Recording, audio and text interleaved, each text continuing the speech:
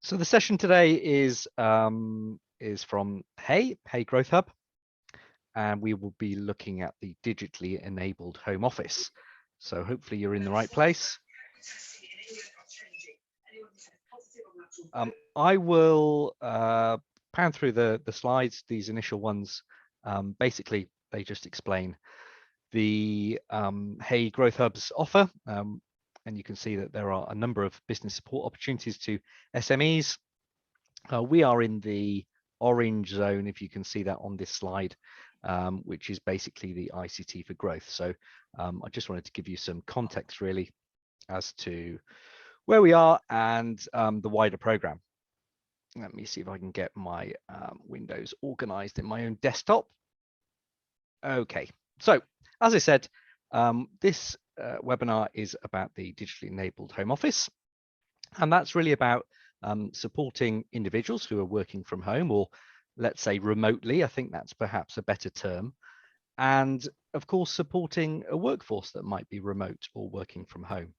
And I imagine that if you're an employer or if you're an employee, then you'd be very familiar with this agenda over the last year and a bit. And many people, of course, desperate to get back to the office.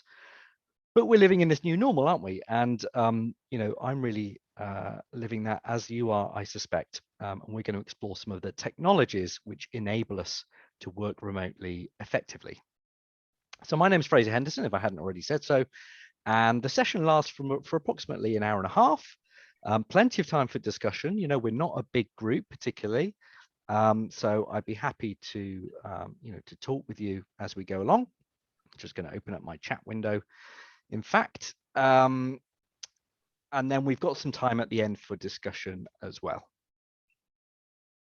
So some general housekeeping. I've told you how long the session is.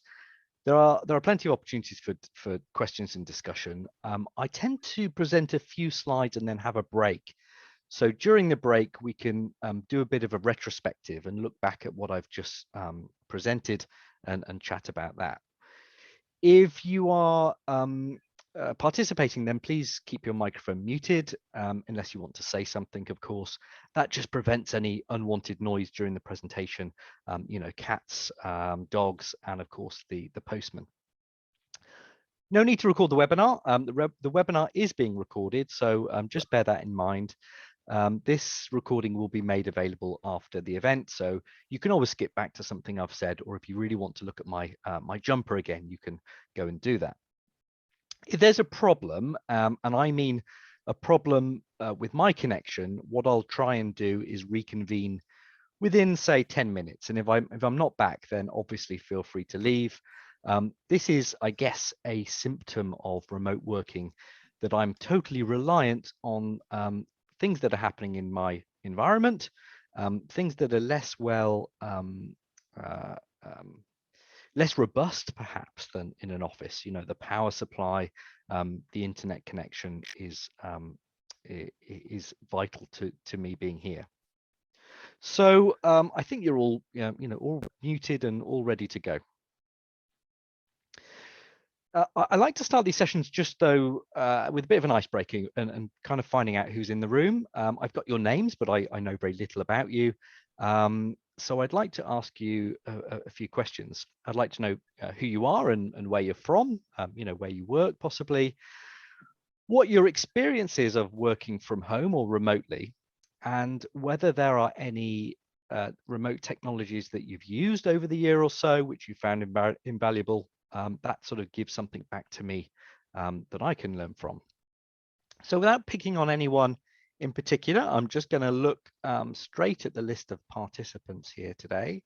I wonder if, Beata, I wonder if you want to say something? How do I do that? I can hear you. You just talk. Simple as that. Oh, you can hear me? I can hear you. Yes, welcome today. So I'm a counselor and I usually work face-to-face, but because of COVID, I worked over the internet and over telephone also. What is my experience working from home? Well, if it would be my choice, I will not. Yeah. And my experience of remote technologies, well, not big one.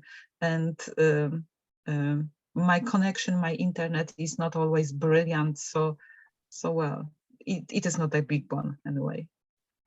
Well, look, welcome today. It's funny, I tend to find people either say they want to work from home forever, or you know, they hate it. And a few people in the middle. So I completely understand your perspective. You know, there are some things I certainly miss from the working environment. The conversations around the water cooler, or the you know, just dealing with distractions at home, I think can be an issue. True. I've also seen quite a few therapy sessions going online, e-clinics. Have you delivered any work remotely? Is that something? Yes. Yes, I did. I am also a hypnotherapist, and I do hypnotherapy and counseling online. Wow. Okay. Well, hopefully you won't try any of that on me during the session, but you know, it can work, and I guess for some people it can be very convenient. You know, they don't have to travel to see you. Maybe even the anonymity of this remote working is a benefit in some instances. Yes, So, exactly. so thank you. That's brilliant. Gary, I'm going to move on to you if you're there. If you are, you'll need to unmute and say something. If you don't want to, that's also fine. Yeah, sorry, I was just finding the unmute button. Okay, no worries. So I'm Gary, I'm from a company called Verdi People Limited, recruitment consultant. So working from home since the pandemic started, and I started my business as the pandemic broke. So it was a very steep learning curve for me. Previous to that, I'd been in an office environment for 18 years. So I'm still learning the right tools for the job, and adapting software so that I can meet candidates remotely, and you know, get them registered and get them working without having to meet them face to face. So it's been a very steep learning curve for me. Wow. Well, you're very brave to start businesses in the pandemic, but I guess with every change there's an opportunity, and recruitment's something I want to cover actually, because you may have seen in the newspapers the press talking about the Great Resign. You know, I guess people realizing or reflecting on their own lives during these times, and I guess that leaves a lot of vacancies. Yeah. And people are still recruiting. You know, that's an interesting dynamic. So have you managed to recruit remotely? Limited success, to be honest, because I mainly deal with the HGV driver sector, and as you're aware, that's gone through its own troubles in the last few months. So I've found that drivers like face-to-face meetings. Don't know why, but they're not technologically savvy to be able to spend a bit of time completing a form. So yeah, I've gone back to more face-to-face meetings while we've had the lull in the pandemic. You know, I found that more successful. Well, I guess drivers, you're going to have to meet at some point, or have some physical interaction anyway, unless you've got some very smart vehicles. You know, it's the kind of job that requires you to be in the moment, doesn't it? Indeed, yeah, definitely. Well, look, welcome. I hope there's something for you as the slides go on. That's a fascinating twist on, you know, trying to recruit through a pandemic, with drivers in particular. Who else have we got here? Lavinia, are you there? Do you want to say something?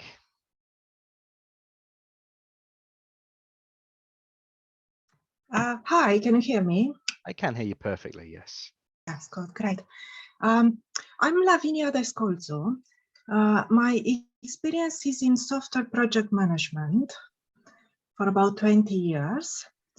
Over the last 2 years, I had some health issues and needed surgery, so I've been through this for these 2 years, and I only been working as a volunteer as a CRM project manager for a non-profit organization from home as well. Okay, well, it sounds like if you're working with technology, that remote work can work for you, and particularly if you've got health to consider, then Yes, but to be honest, I would prefer to work in an office if possible. okay, well, you're with friends. That's definitely a momentum for that, and I think after a year and a bit, particularly. Okay, well, welcome. Nice to have you here. Thank you.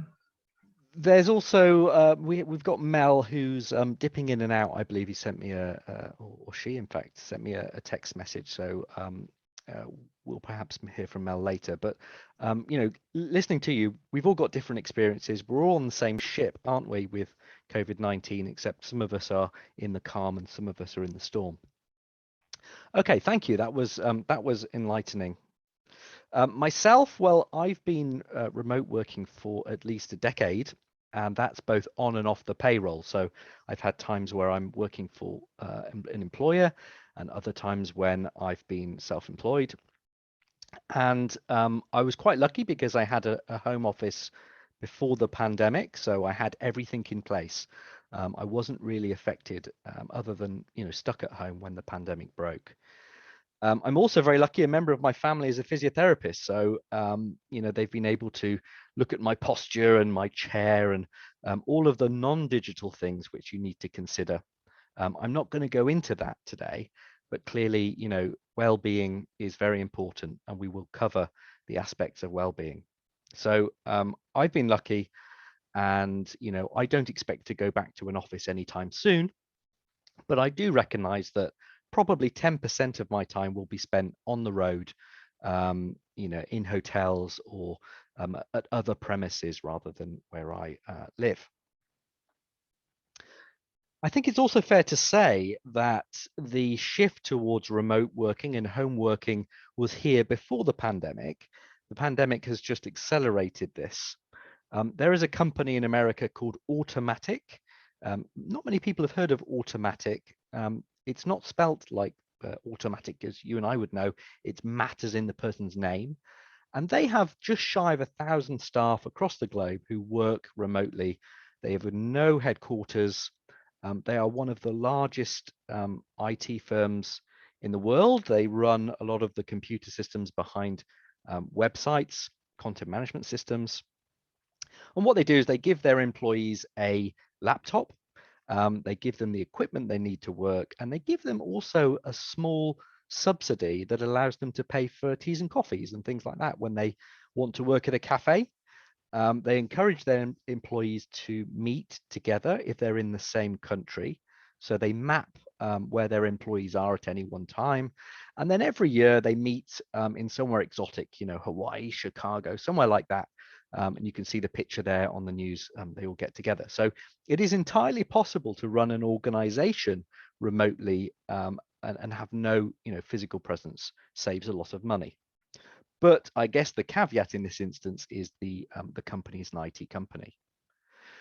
And then, I've been looking at what countries are doing. Estonia have launched a digital nomad visa, so they've made it easier for people who work remotely to work and live and work there. If they want to go, they're free to stay for as long as they like, as long as they're working, and so on.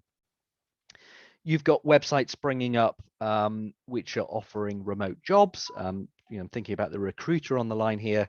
A very, once would have been a niche, now is a place where people go and look for jobs which are remote or work from home. And then I've also seen businesses, I've got the screenshot there from the Red Lion, who have advertised on social media that they've got space for people to work, recognizing perhaps that at home or remotely, sometimes it's impossible. Sometimes people want a change in scenery. They might want unlimited tea in this instance, and they've got a small fee. I kind of like that idea that if you're a business owner, you might be able to open up your business, if it's a leisure business, to people who are in this situation. So the world has definitely changed, and it's changed in a number of different ways from a number of different perspectives.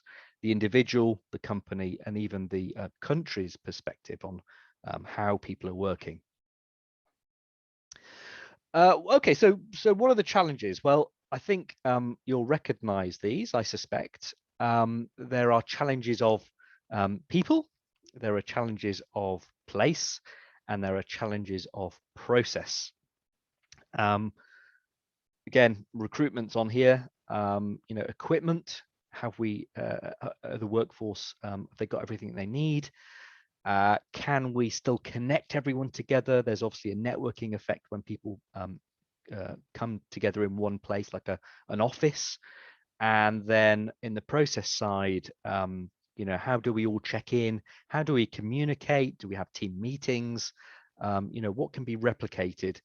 What do we keep? And how indeed do we go back to the office after all of this is finished? Cross my fingers. What does that look like? So lots of different challenges. And we'll probably solve this vision of the picture on the left here, the chap working in a beautifully arranged office, nice and clean, bright, etc. Whereas the reality for a lot of people is the picture on the right, where there is no real home office area. You've got the kids jumping on the bed, working on the laptop on the floor. That was certainly the case for a lot of people when this pandemic started. And I said I was lucky I was not in that situation, but bear in mind that everyone's got a different perspective. So I'm kind of got interested in looking at what people's offices were like, and particularly when they're on webinars like this. I can see at least two of us have got bookshelves behind us, which is brilliant. I'm reliably told that having a bookshelf behind you makes you look smarter. So that's why I've done it. But look, people are using desks, and they've got single 3 monitors in these pictures, always a coffee mug somewhere, different types of seats, and different types of rooms. I imagine this is more the norm, where you've got a blend of office versus home, and in this case, they've even gone as far as having a sort of beanbag for sleeping on. A lovely view out the window, a chalkboard, and it's a bit more kind of cluttered. That's probably my experience of the home office. Sorry, I'm just moving my windows around again. I've also noticed that when people are on webinars, at the beginning of the pandemic, there were lots of different scenarios for where people were.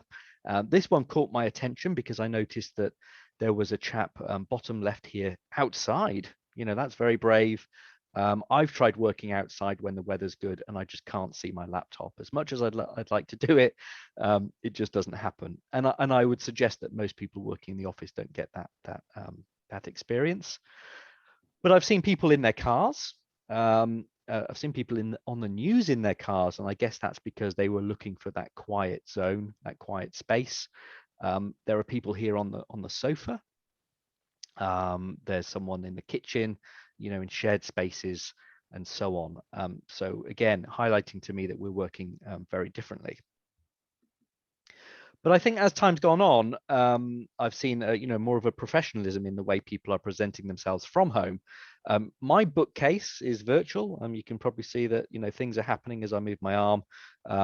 I've seen people put behind them logos of the place they work, and it might be that corporations are providing the backdrops to Zoom sessions. Some of the things on this slide, appeal to me as well. The idea that you should maybe get dressed for work, because if you are working in your bedroom, it gives you that that switch off, that separation between your home and your work lives. Not that I am today, of course. People who are more conscious about their webcams and how they're set up, the lighting, their appearance, and I've noticed that at the end of the pandemic, we're all kind of a bit more savvy, aren't we, with the technology. It's no longer a question of can you use Zoom anymore. It's more a matter of are you available. So that's a positive to take from all this. So to recap, problems are space and storage in people's homes, interruptions, boundaries, communications, loneliness, technology, resilience, reliability. I think for me, they are the key ones, and do, of course, share in the chat if you've got any others to add to that list. For me, this all adds up to poor productivity. I hope you haven't got a computer like this one on the screen. That would be very old, but some people do. Some people have terrible connectivity. I've heard from someone today, in fact, that said that their connectivity was letting them down. And other people are stuck in, very cold, dark rooms or very hot places that are just not very productive. So it's all about maximizing productivity for me with remote working. And I mentioned at the beginning that this all feeds into the idea of well-being. So there's psychological, physical, social, environmental well-being with all of these various branches. And some of these things that we can tackle with technology, others we just can't. So I think there's a recognition that it's healthy for most people to meet at least occasionally. Let's hope you manage to do your Christmas party or whatever. And we'll dip into these as I go through the slides to look at the technological solutions to some of these in the matrix here. So that is the interlude. I said I would look in the chat to see if anyone has said anything, and they haven't. You've all been very quiet. Does anyone want to say anything before I move on verbally? I can see at least one shake of a head.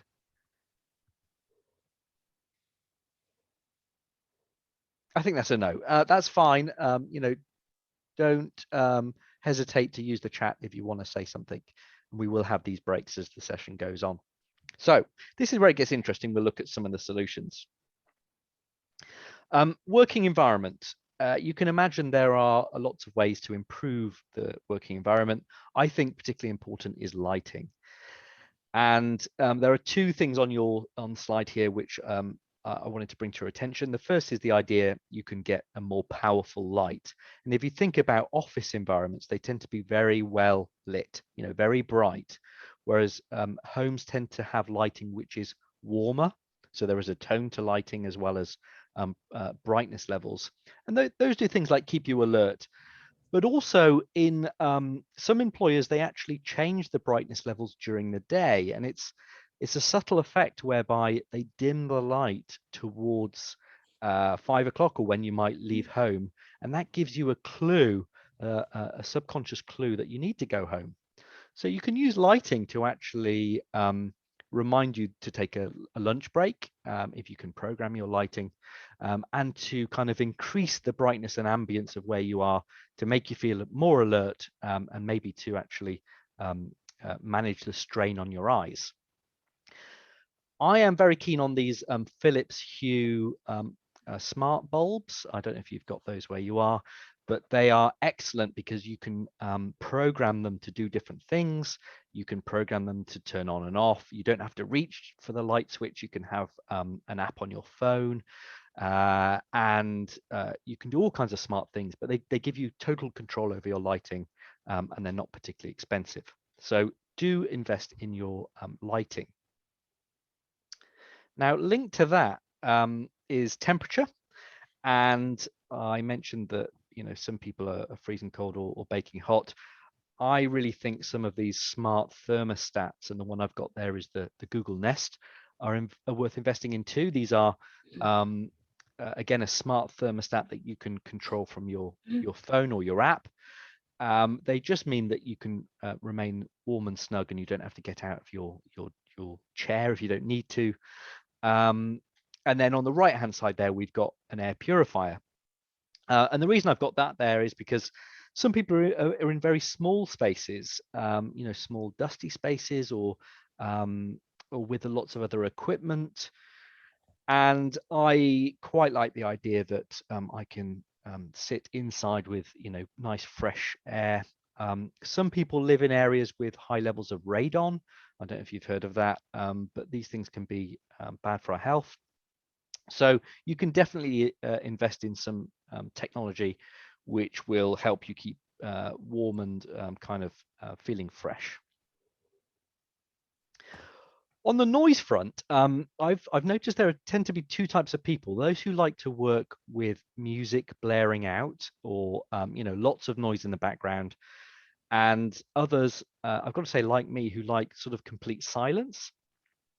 I get both of the scenarios. I kind of I suppose if you're used to a busy office, then maybe the music or the noise is familiar. Equally, I suppose the silence could be unsettling. So no matter which camp you're in, the most annoying thing for me is when you've got a noisy computer. And I would recommend looking at the things in the top left and bottom right of this diagram. So a quiet power supply will mean that you won't even know your computer's on, and you sort of get rid of that nasty rumbling noise. Equally, a solid state hard drive will get rid of the sort of ticking noise you get when you load your files. So I found that's very useful. You may well have invested too in a pair of headphones, and you can probably see that I have, I'm fashioning mine today. They feel rather big, but they are wireless. So that means I can get up and do things whilst I'm on webinars. You may have a corded version. We're going to talk about that a bit later. The other thing you could invest in is an Alexa. You can see bottom left there, which is basically a way of you maybe getting some streaming sounds into your room, but also I can see the temperature on it, I can see the weather, I get messages on it, I can even do things like control my lighting, which I just mentioned earlier. So there may be a sort of smart hub that you invest in, and these things don't cost a lot of money.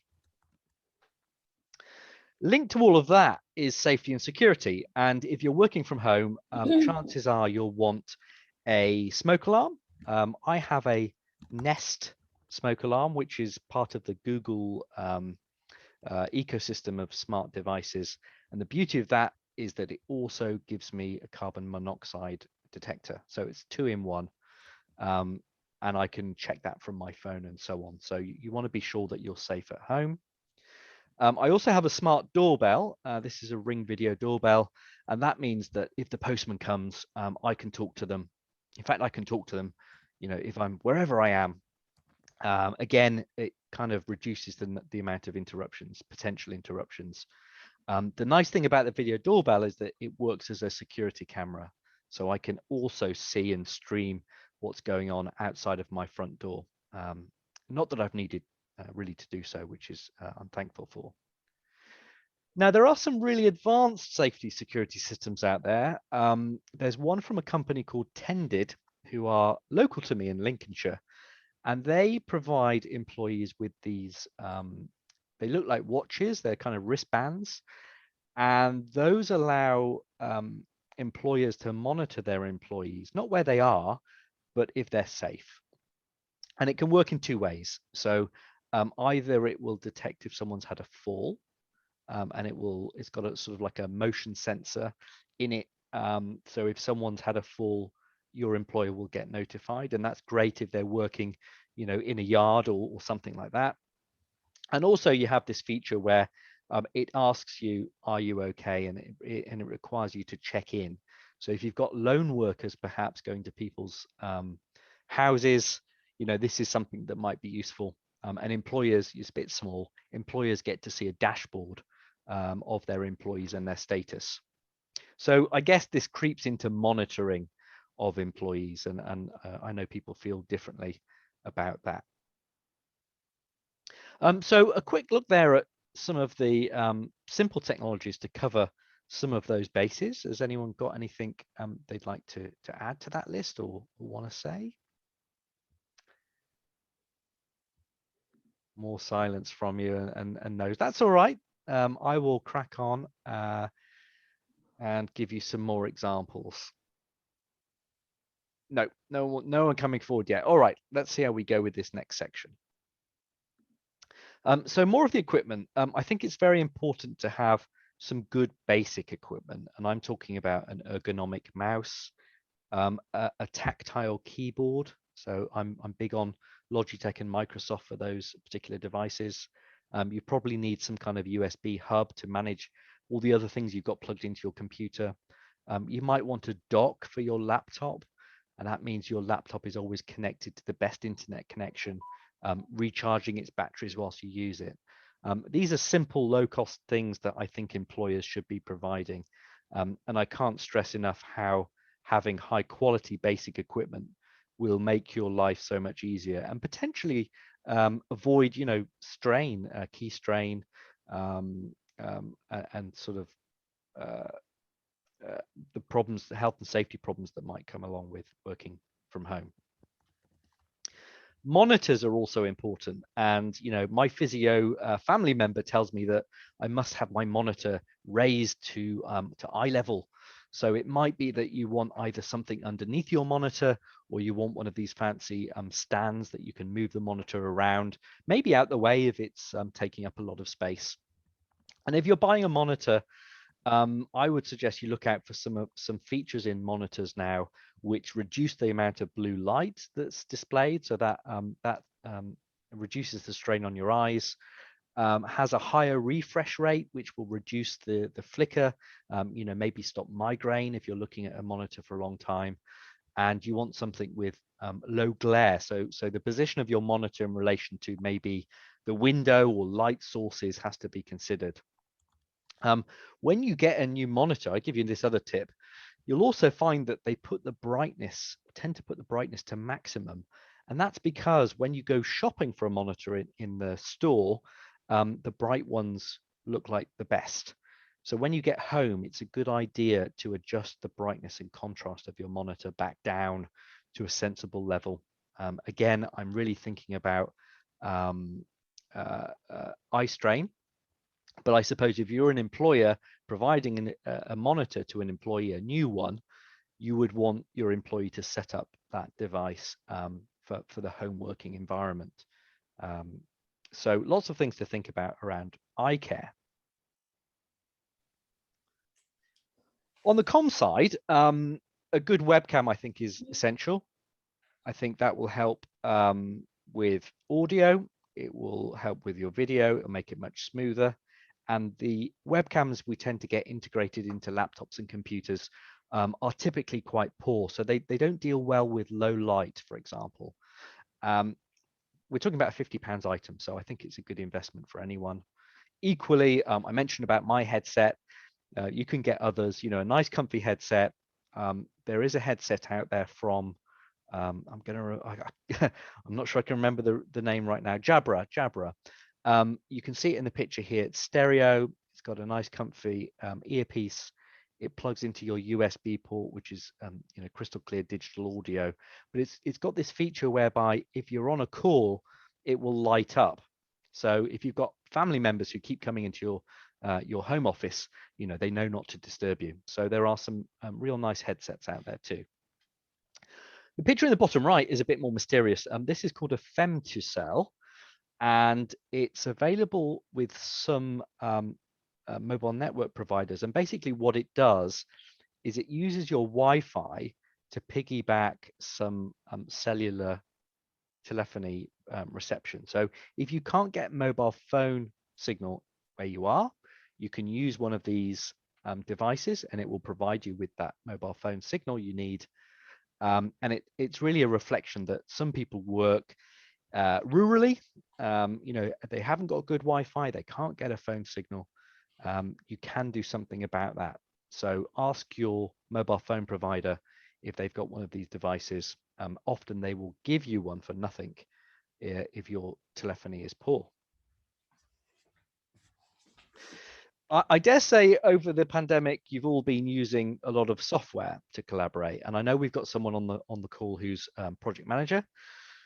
I am fans of all of these things here, particularly Office 365, which allows me to collaborate with my colleagues on the cloud remotely, but equally Zoom and Teams, that allow us to do things like this. There are solutions for managing telephony Twilio, I think I've said that right, allows you to build, for example, a telephone exchange. You can rent a non-geographical number, you can set up voicemail inboxes, you can have routing, press 1 for sales, press 2 for whatever.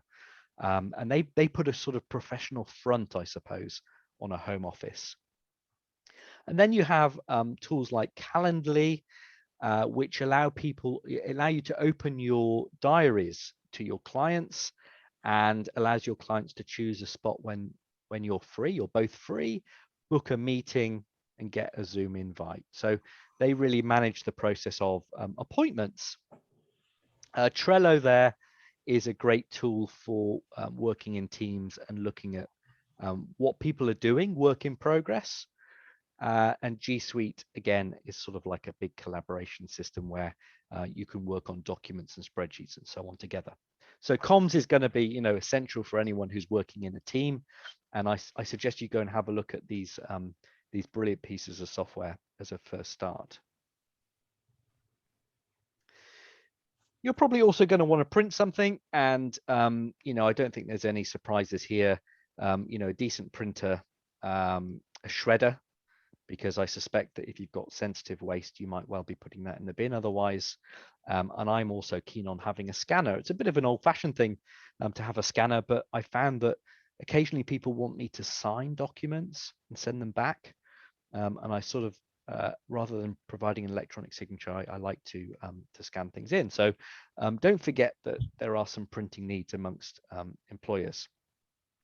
I can see someone's asked me, I'll jump straight in there, if I've heard of HubSpot. I have heard of HubSpot, yes. I hear good things about HubSpot as being a CRM, a customer relationship management tool. So it's something which will allow you to keep records of your interactions. So yes, Janet, I would take a look at HubSpot seriously. It's not the most bells and whistles solution out there, but in that respect, I think it's something that's very intuitive. So do look at that. Finally, I've got resilience, and this is one of the most important sections, I think, of this equipment slide section.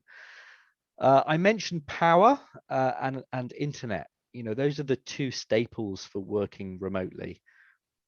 Occasionally, my internet connection does break, but I have a backup.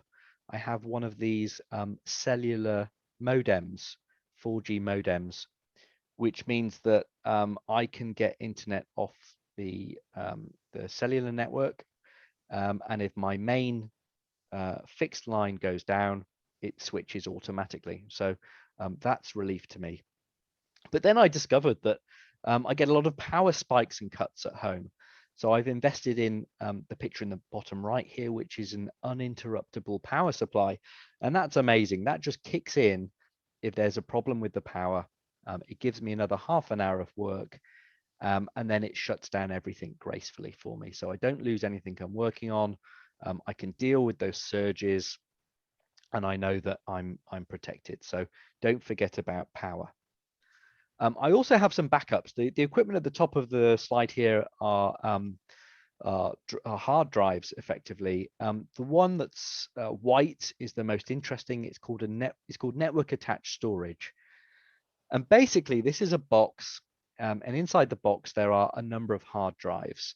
And I save all my work to this box, which lives in the loft. So it's connected to my computer via a network cable. So the first thing is, being in my loft, it never gets stolen. Oh, it shouldn't get stolen. I've told you now, haven't I? The other thing is, because it's got a number of hard drives in there, if one of the hard drives fails, you can remove it and replace it for another one. So it's got some resilience. And it stays on 24/7. I can access my files remotely from it, and I can access my files from my computer. So my storage is separate to my computer, and that gives me a lot of comfort in knowing that it's safe, physically safe, but also it's got this these multiple hard drives which work together, saving things in duplicate, if you like. So something to consider is your data storage. Connectivity then. I'm really keen on having a very modern, powerful router. And I would suggest that the ones that your internet service provider usually gives for free are they tend not to be up to scratch for me. I'm keen on this, the ASUS RTAC88U, which you see here. I'm sorry for my geekiness in telling you the model number.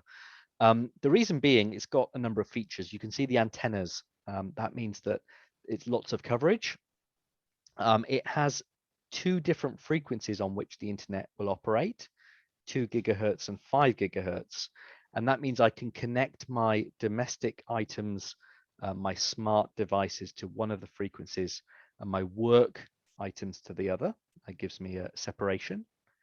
It also has something called quality of service, and that will prioritize internet traffic depending on my needs. So if someone else in my house is streaming YouTube or watching TV, that gets lower priority than my work and my webinar. So clearly, I don't want my webinar to be interrupted by others. There are parental controls. There's gigabit connectivity and so on. So I encourage you to look at, a decent router. And then attached to my router, another thing I've found useful are power line adapters. I've got some pictures here. Basically, these are devices which send the internet across your electricity cables, and they allow you to create a wired connection to your router from another room or a garage in a reliable way, not using Wi-Fi, but sending the internet over your electrical cabling. And assuming you've got good electrical cabling, you can get some fantastic connectivity through those. In fact, I can reveal to you that the webinar today is coming to you via my electricity cables in my house. So they really do work well, and they are very inexpensive. If you've got Wi-Fi, I totally recommend that you optimize your Wi-Fi. So if you're living in a street with lots of other people, you find that your Wi-Fi signals will overlap, and you can get a lovely app called Wi-Fi Analyzer by olgor.com. I promise you I'm not taking royalties, which will show you the Wi-Fi networks around you, and you can then adjust your own router to work in a different channel, to work in its own channel away from the noise, and that will boost your signal. So there are things you can do to improve your own connectivity at home, tools you can use to optimize that, and your router, you can dip in there and adjust some things to make sure you're getting the best, cleanest signal. So do have a look at your the space you can't see around you, the Wi-Fi space, using that tool. Okay, we're at another interlude. I said there would be many. I can't see any more comments as yet. Did anyone want to say anything about the last section there?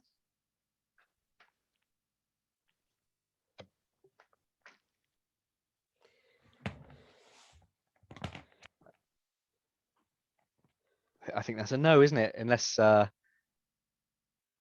heard a sigh. I don't know whether that means that people are still wanting to stick with it. But like I said, do dip in, do say something if you want to know more about any of these items. So moving on, I want to talk a bit about physical and psychological well-being. And over the last year, Google Trends alone will tell me that this is of interest to people. And I think this is in recognition that there is a psychological effect working remotely, working by yourself, not in a team. In fact, I think somewhere in Arabia, they've appointed a happiness minister. Wouldn't I love to see that in the UK? So this has got to be a dimension, I think, to productive working. And you can also see from the search volume trends here that people are looking at apps, wellness apps. They're looking at fitness. They're looking at healing. And if you're a responsible employer, arguably you could provide for your employees remote therapy. That might be something that more employers should be doing.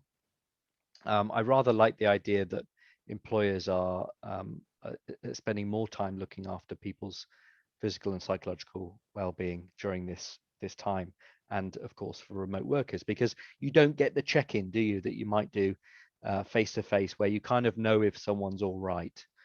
especially if their video is not running. So I tend to insist, if I'm on a team meeting, that that everyone turns on their video, for example. I think that just means, you know, we can all see each other. I've seen some rather neat solutions to keeping networked.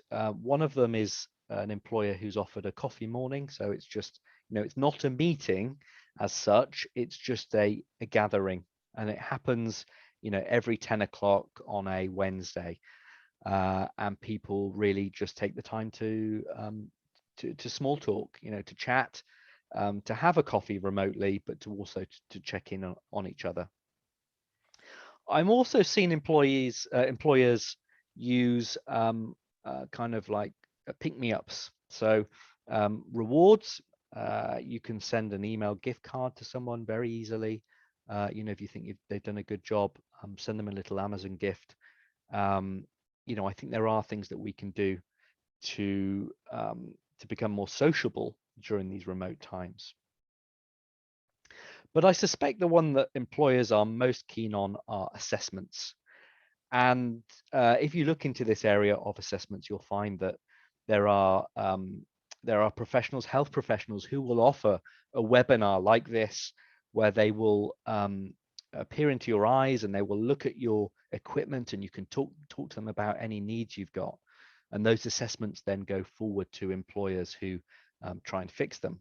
So I know a physio, as I said, who's been providing DSE assessments, which are basically, you know, checking your computer setup remotely. And that's, you know, that's, I think, a very sensible first step along the ladder of remote working. Microsoft have a fantastic piece of software that very few people have heard of, called Keybreak. I think it's £6, you know, very small amount of money. That can be loaded onto your computer. And what it does is it basically monitors the amount of work that you've done. So the amount of keystrokes that you've made. And at certain intervals, it will remind you to do things. I've got the screen grab here. So you get these nice exercises. It will, you know, pop up and it will say, take a break, have a coffee, you know, relax, rotate.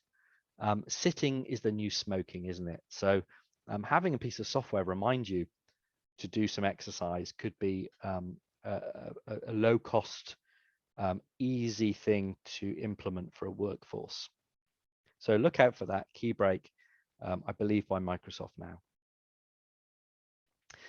At the far end, at the extreme of the kind of assessments and tracking, you'll probably remember from the beginning slides, I had this tended system of a kind of a wristband.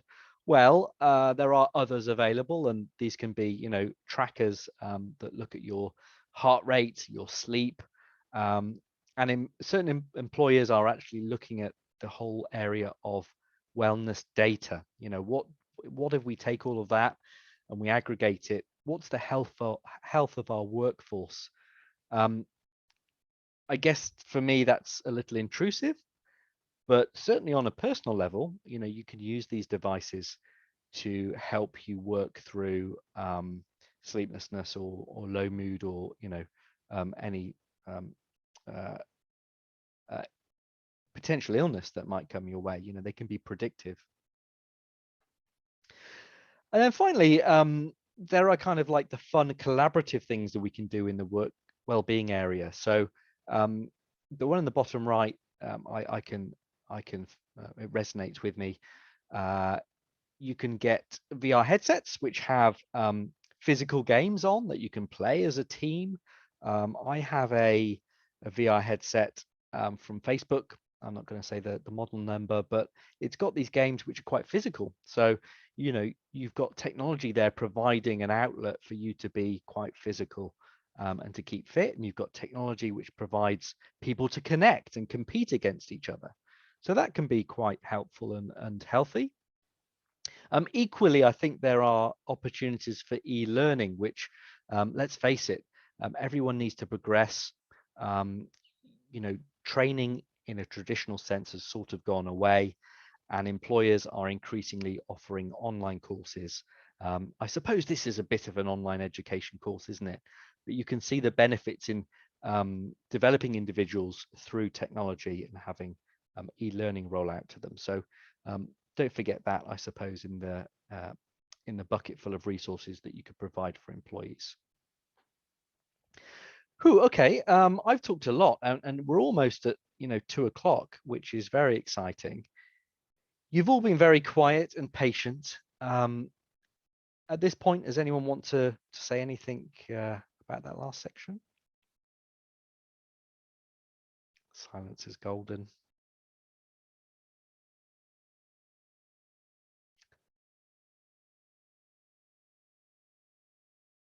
You're all being very shy, but that's fine. Maybe you're just absorbing it and making notes and taking it all in. Look, we've got some time at the end to talk as well, and I've got some discussion points that we can look at. All right. So how about productivity? Well, I've mentioned some of the other things that can get in the way of productivity, but what about things that can help with productivity? I think there are a number of pieces of software which can really help. So Janet in the chat mentioned, CRM, which is basically keeping tabs on your customers. I think if you're working in teams, then you definitely want some kind of team software. And for me, that's Microsoft Teams, as it happens. I've got on the screen here something called Zapier, which I suggest you go and look at. It helps you automate things. So in this example, if I get an email from a particular person, I can then open my calendar, or I can turn my lights down, or I can send them one back saying I'm out of office. And it just means that I can set up rules for things that are happening in my life. It's, I think, almost free, this. And if you've got sort of complex workflows, you can set up these rules to interact with all the other software you use and make your life slick.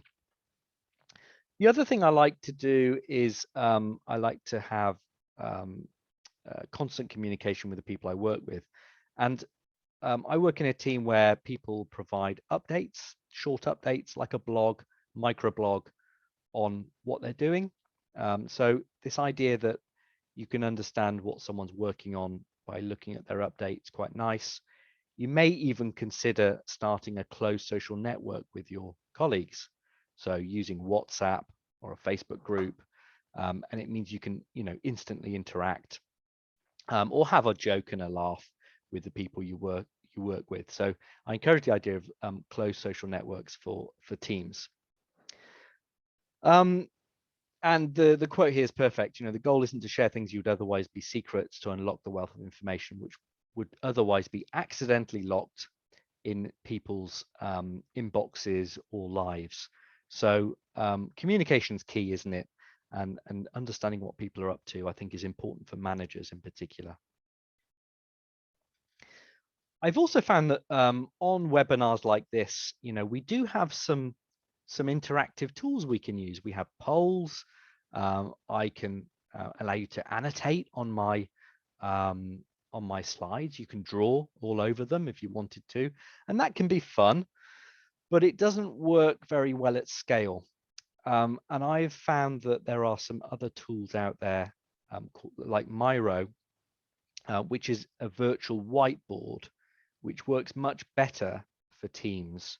So if I was with a team and we were on this webinar, we could certainly use Zoom to communicate with each other, but I might have this open in another window where people would be, shifting things around, brainstorming, working on co-creation of an idea.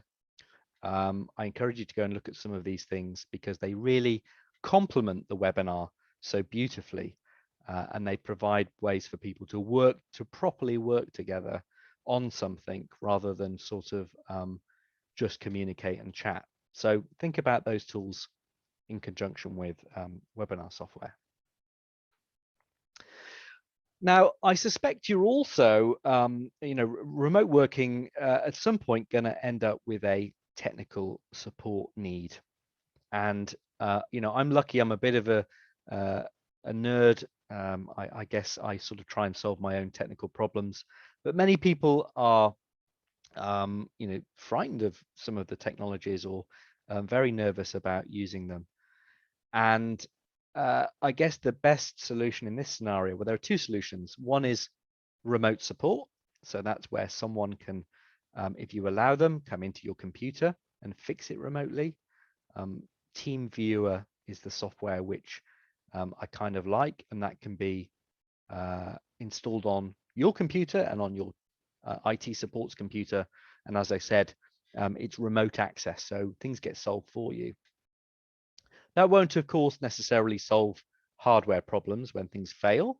And in that instance, I think it's quite nice to provide, say, Amazon vouchers to employees so they can go and buy what they need, give them 50 quid, advise them that they should buy certain things, and then they just go off and order them. They arrive next day. Thanks, Amazon.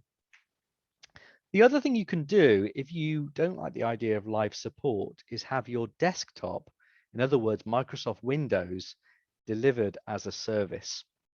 It's a bit of a strange idea, but basically, literally, you get your software and your operating system delivered through the internet. That can work well because, of course, it's all managed for you. Don't forget in all of this, of course, antivirus, firewalls, all of the kind of things that you'd want to protect your desktop. And in the latter, in the case of your desktop getting delivered remotely, you will need strong internet. So I guess all I can say here is, think about the technical support needs of people, but also give them a bit of freedom to go and equip themselves should something break, should they need to replace something. I think is a very sensible idea. Goodbye to Janet, by the way. I know she's got to leave at 2 p.m. I don't think we're going to go a lot further than sort of 2:15. So if you're ready for your dinner, as I am, then do not worry. It's going to get served. Okay, another interlude. Again, I don't see much in the chat apart from a goodbye. So unless anyone wants to say anything, I will just carry straight on. That's a carry straight on. That's all right. These last slides are really less about the digital and more about what you need to do. And I say this in relation to the UK. Employers in the UK have this legal responsibility for their home workers. And I talked earlier about assessments. That's really the key need for employers, is to consider a number of things about their remote employees. Whether they're safe, whether they are protected from risk, and how they will keep in touch. And I suspect that most employers are deploying these assessments periodically to meet the needs of the health and safety executive. So there is definitely a piece of work here for all employers to consider in the well-being of their employees. But my advice was, go beyond that. These are the basics, and sure, your employees may be safe, but are they productive? I think there are three things that employees need to do, in fact, when they are or they have a remote workforce. The first thing will be to look at contracts and whether they are happy in legally having remote employment. What does that mean in terms of their existing contracts? Do they need to make changes? Do they need to be more flexible to consider work-life balance and the needs of homeschooling and all those other things that we have going on in our lives? The second thing, which I think is very helpful, is to have a policy, a remote working policy. And this would probably set out, who isn't eligible, because some people, like the truck drivers we've got on the call today, they just can't do it, and they may be very jealous of the office workers who can. There should probably be something in there in a policy which explains what your position is on privacy, security, and so on. Maybe even explains what kind of tax breaks people can get for working from home. It may cost people more to work from home. Sure, they don't have the commute, but they may have costs around heating, Wi-Fi, electricity that they expect to be reimbursed. So there could be quite a lot to a home working remote policy.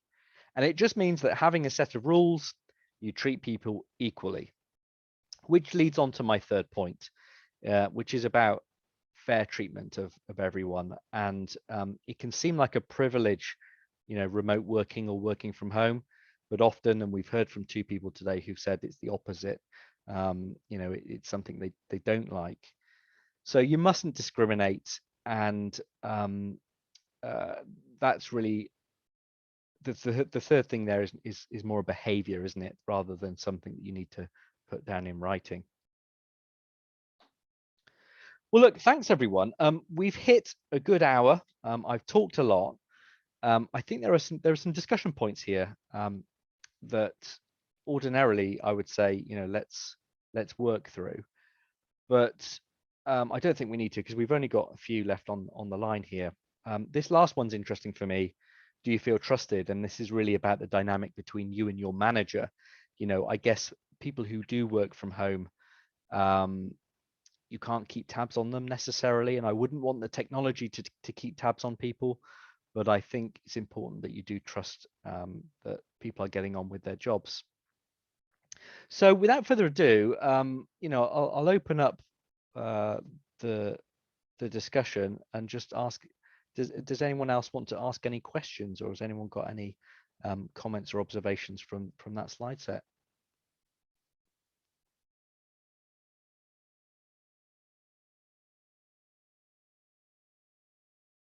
Perhaps I should have said, is anyone still there? Yes. Okay. Well, it sounds like you've just absorbed that nicely. I think my contact details will be available. I've got a hand up. Yes, please unmute. Hi, I have a question. Sure. So you mentioned the setup expenses for employees. How about us self-employed? Yeah. Self-employed's difficult, isn't it? Because the expectation is always you take on all those costs. There is a tax break, I think, in the UK, which you can apply for via HMRC, self-employed or not, for reducing some of your costs. But I think for the self-employed, the nice thing is, I guess, if you've got any costs, you can get your tax back on them. You might incorporate those costs into a bid that you put forward to anyone. I think for me, when I put myself in my self-employed head, the problem is usually a matter of safety. Whether I feel comfortable meeting people, do I have the PPE that I need? And these are probably new pandemic related costs rather than sort of digital ones, I would suggest. Okay, and another question, what do you mean? How can we support not natives? Oh, okay. So really, this is a generational question. Young people are completely used to working with technology, and they are native, digital natives. And the assumption sometimes with remote working is that everyone's comfortable with, Zoom. They know how to unmute. They just they are fully productive in that respect. But how can the people who are familiar with technology support those who are not? And Okay. this is a question to you, really. What can we do for the elder generation, the people who are not so familiar? How can we make them feel more comfortable? I understand. Thank you very much. You are welcome. Can you? Sorry. No, carry on. Okay, so can you tell us a little bit more about the sleep tracker and mood tracker apps? Sorry, which apps? Sleep tracker and mood tracker. Sleep tracker, mood tracker, sure. So there is a device which will monitor you whilst you sleep. It will look at your movement. it will look at your heartbeat and try and work out via an algorithm whether you've had a good night's sleep. You can get some of these functionalities on a smartwatch, Galaxy smartwatch. But I think the idea is to try and tell you, A, whether you've had enough sleep, and B, whether you've had a deep sleep or whether it's been interrupted. And I guess these things for me link into whether you're fit for work. Whether you're going to be on it or ready for bed at 5 o'clock. Yes, thank you. You're welcome. And one more from me. That's okay. You mentioned optimizing Wi-Fi. Yes. And you said about the app to analyze that. And can you tell us a little bit more about that? Or repeat what you said previously? Of course. So there is a free app, and there are many free apps, in fact, you can get for your phone, which will scan the frequencies, the Wi-Fi frequencies around you. And there are something like 13 channels that Wi-Fi can work on. And what tends to happen is your neighbor's Wi-Fi will creep into your home, as will your, anyone who's got Wi-Fi around you, their Wi-Fi is sort of interfering or competing with yours. So to make the most of your Wi-Fi, you want to be in one of those frequencies or channels which is free or most clear of interference. So the analyzer shows you where all of the competing Wi-Fi signals are in the spectrum, in the Wi-Fi spectrum. You can then go into your router, into the settings, and you can adjust the channel of the router, your own router, to one that's free. It just means that you will, because you've got less interference, you're likely to get better range on your Wi-Fi signal and maybe even faster speeds.